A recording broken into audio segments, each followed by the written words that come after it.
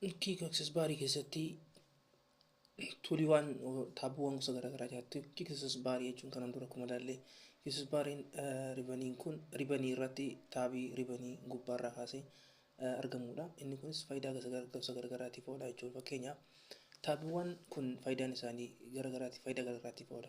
San keessaa yeroo keenya qusachuudhaaf jecha taabii kan bifa salphaatiin as gubbaarratti baafnee yeroo biraatiif immoo haala salphaatiin yoo barreeffama garaagaraatti barreessuun haala salphaatiin akka nutiin osoo rakkatiin yeroo keenyatti qusannee yeroodhaan akka xumuramu taasisaa jechuudha.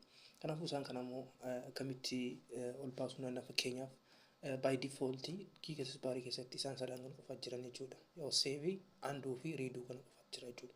Save, undo fi redoon kun isaan kana jechuudha. Gubbaa kanarratti argaa fakkeenyaaf barreeffamoota armaan kamiyyuu barreessitan asirratti dhufu fakkeenyaaf amma grammar checkii yoo dhufu grammar checkii taabiin kun gubbaa kana dhufa jechuudha. Komaandii gosa garaagaraa gubbaa kana baasuun ni danda'ama jechuudha. Save time. Grammariin maali faayidaan isaa? Grammar jechuun barreeffama keenya haala garaagaraatiin tolchinee barreessuudhaaf sirluga isaa eegnee barreessuu barbaanne wayyuu su'aat asirratti as dhufnee awutomaatikaalii fakkeenyaaf jecha kan yoo akkasitti barreessu jala diimaa naa barreessa. Diimaa jechuun maal jechuudha?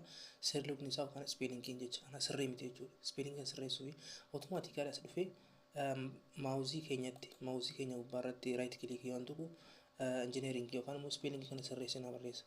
As dhufee yoo barreesse fakkeenya barreeffamni keenya hedduu ta'e hedduu yoo ta'e peejii tokko lama sadii yoo sanaa ol ta'e akkamitti sirreessuu danda'ama kan jedhu wayyuu only quick access baarii kana bira dhufnee komaandii najajnaa komaandiidhaan ajajnee barreeffamni keenya at the whole peejiin walumaa galatti akka inni sirraa'u tolchuu ni danda'ama. Fakkeenyaaf as dhufnee quick access baarii irratti yoo dhufnu jechi injineeringii gara bitaa gara